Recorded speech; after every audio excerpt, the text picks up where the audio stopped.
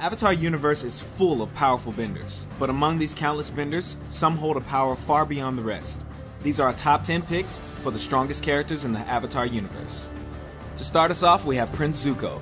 As a child, Zuko did struggle with his firebending techniques, but he truly came into his own during his teenage years, thanks to the teachings of his uncle Iroh. He was even able to hold his own against fully grown firebending masters, and Zuko only grew stronger throughout the series, learning new skills from his uncle, like redirecting lightning, and more importantly, inner peace. Next up is the authoritative equalist leader, Amon. You'll get your duel, and I will destroy you. At first, Amon may seem to have a major disadvantage when he claims he's not a bender. Amon is, however, an expert in hand-to-hand combat. He is so skilled, he is known to neutralize expert benders using no bending himself. Despite the skill, Amon is also secretly a highly trained waterbender. The few times we see him waterbend, he uses rather advanced techniques, but his strongest skill of all is the rare yet powerful waterbending technique, bloodbending. That's right, Amon can take full control over his enemies, and he can even do it without a full moon. Something that was never even believed to be possible before Amon's family perfected the terrifying technique. Next on our list is the tyrannical leader himself, Fire Lord Ozai. For the majority of the series, he remained more of an ominous mystery, a looming threat whose power came more from the fear of the unknown than his actual abilities. But when we finally did get to see Ozai in action, he proved that his power came from much more than fear. The Fire Lord had an intense and wild style of firebending, fueled by anger and hate. While he did harness the power of Sylvan's Comet to give his bending an extra boost, it is clear that comet or no comet, Ozai is a force to be reckoned with. Up next is everyone's favorite airbending teacher, Tenzin. Although Tenzin is a known pacifist and prefers to avoid a fight whenever possible, he has proven to be a potent example of airbending prowess. The burden of passing on thousands of years of airbending knowledge has driven Tenzin to honing his skill as an airbender to a high level of mastery. I will never let you get to Korra.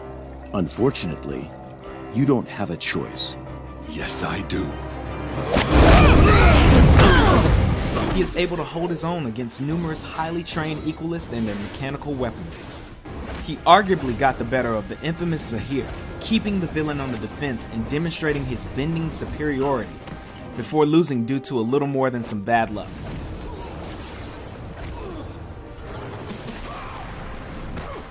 All in all, we think Tenzin could easily take Zahir in a fair fight. Strength seems to run in the family because our next entry is Tenzin's mother, Katara. Oh, great. You again. Yeah, I didn't think so. From the very beginning, Katara's sheer determination to hone her waterbending skills, even without a teacher, was a demonstration of great strength. Let's do this. From that determination, we saw Katara grow as a bender throughout the series, collecting skills like state changing, healing, and even bloodbending. Her waterbending expertise, coupled with her ingenuity, gave her a significant advantage as she found clever and unique ways to put her waterbending to use.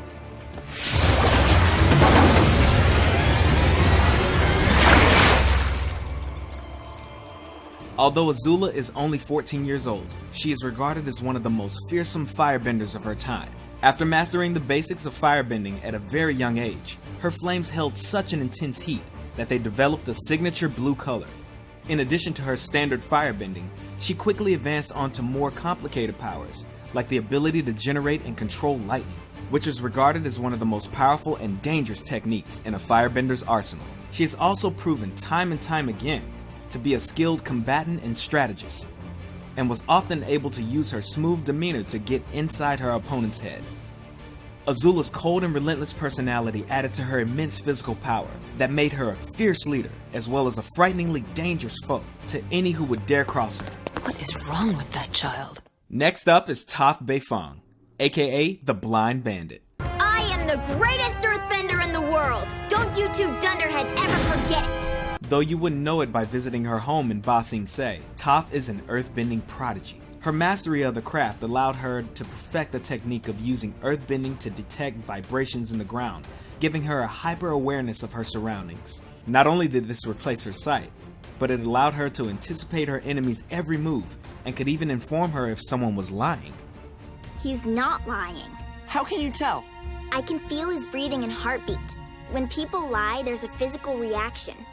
He's telling the truth. And we haven't even scratched the surface. Toph is able to use her earthbending for countless applications, whether it's to protect her allies, immobilize her enemies, or even mobilize herself. Toph has a skill for almost any situation. Need a ride? She has even gone as far as to invent and master an entirely new form of bending. Have I ever mentioned how sweet it is that you invented metal bending? You could stand to mention it more. When Toph runs into something she struggles with, she puts her rock-like willpower to the task until she's mastered that as well. Woo! Toph, you rule. Don't let his good nature fool you, because beneath Iroh's optimism and wisdom comes a raw power that only experience can bring. As one of the few firebenders of his time that understood how to firebend without resorting to anger, Iroh had a high level of mastery over the art. Though he would usually prefer to avoid a fight, he was not afraid to demonstrate his ability if the need presented itself.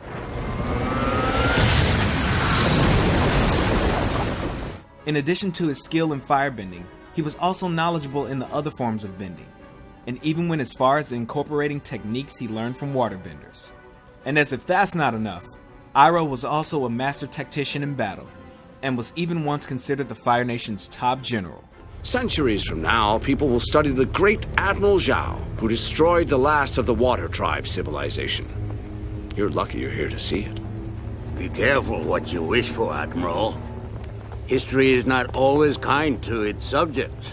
Avatar Korra showed she was capable of the basics when she was a little more than a toddler. I'm the Avatar! You gotta deal with it! By the time she was 17, she had mastered 3 out of the 4 elements and even showed immense skill in fighting while switching between bending styles.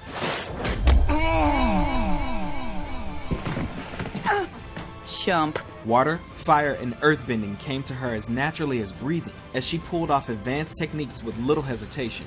While she initially struggled with airbending, she eventually proved she could master that as well, and even fight using only airbending when needed. See? Mastered. Her grasp over the physical aspect of bending was so strong that she was able to use it to take down some of the most powerful forces in the world. With Katara as her teacher, she was also able to master the technique of healing, and through Unalaq she learned to bend the spirits, only adding to her status of one of the most powerful benders that the world has ever seen. Go in peace.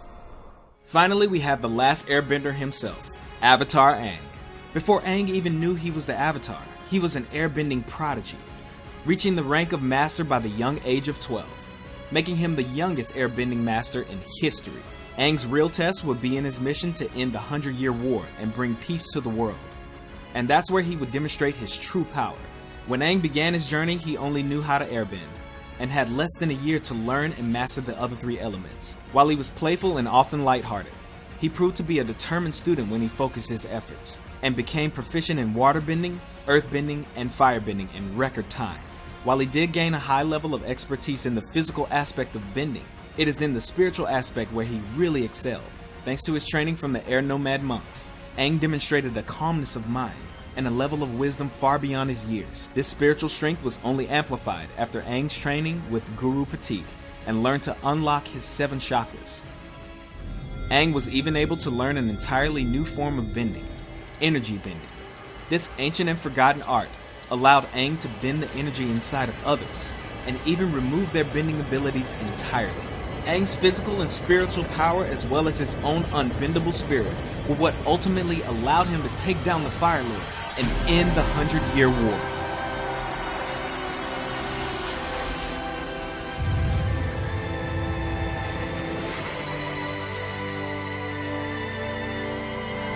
Who do you think is the strongest character in Avatar? Let us know in the comments below. That lemur! He's earthbending! No, you idiot! It's the girl! Oh, of course. Nick Rewind is all about classic Nickelodeon. Want more? Like and comment below. And don't forget to subscribe to the Nick Rewind channel and hit the bell icon so you never miss a new video.